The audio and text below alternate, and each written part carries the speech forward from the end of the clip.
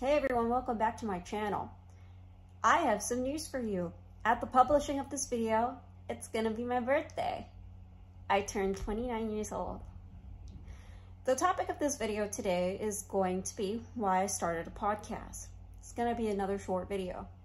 Before we get to the content, please be sure to like this video, subscribe so you can get more content in oil and gas and professional development topics, and please be sure to comment on the video on the YouTube platform so I can incorporate your feedback into future videos. Please be sure to hit that notification bell when you do subscribe because I upload every Friday and every Sunday. Every Friday is a professional development topic and every Sunday is a technical review. Well, let's get to the content. To give you some background, if you don't know, I started a podcast back in October. It's called the PetroPapers podcast. Say that 10 times fast.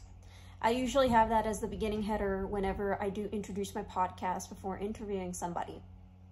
The purpose of the podcast is to pepper authors with technical questions on the research that they have written about, case studies that they have written about. I interview them based on the curiosities that I have on the papers, and hopefully we can start a discussion among the oil and gas community.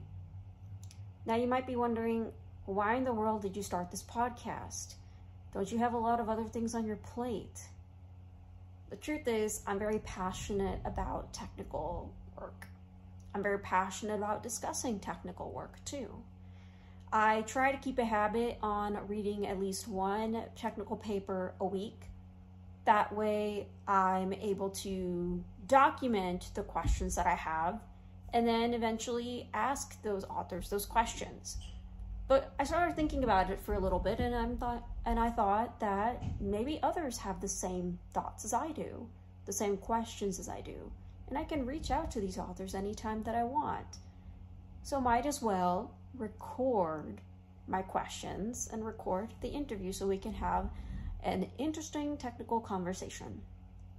That's how PetroPapers was born. I talk about oil and gas papers, and I communicate with the authors of those papers so we can get a better understanding of not just what the paper's written, but on the topics of these papers.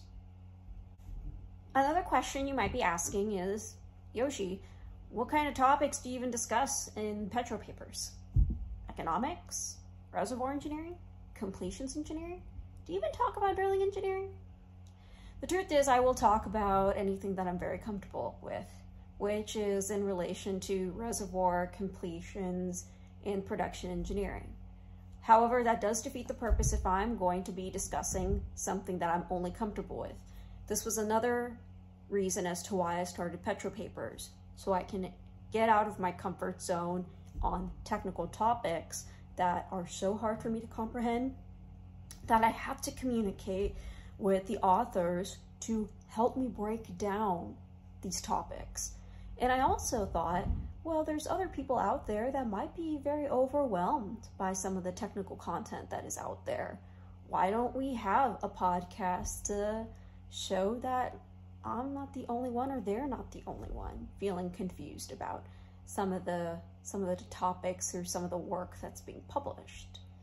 The purpose of this was to increase our comfort with the uncomfortable topics, or the overwhelming topics, not just the uncomfortable ones. Episodes that I've covered so far are, and I don't remember all of them, but they're related to numerical RTA, fracture wing characterization, defits, depleted fracture characterization, you can name it.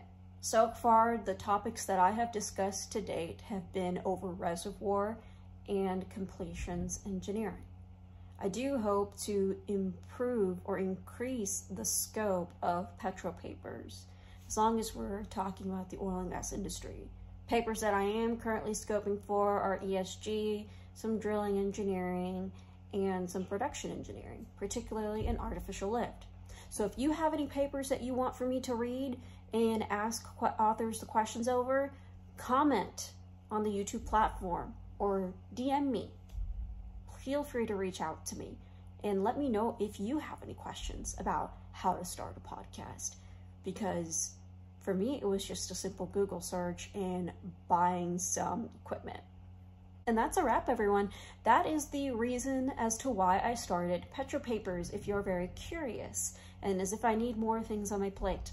As usual, please be sure to like this video, subscribe so you can get more content in oil and gas and professional development topics, and please be sure to comment on the video below on the YouTube platform so I can incorporate your feedback into future videos. Please be sure to hit that notification bell when you do subscribe because I upload every Friday and every Sunday. Thanks so much for taking the time to watch this video, and I'll see you in the next one.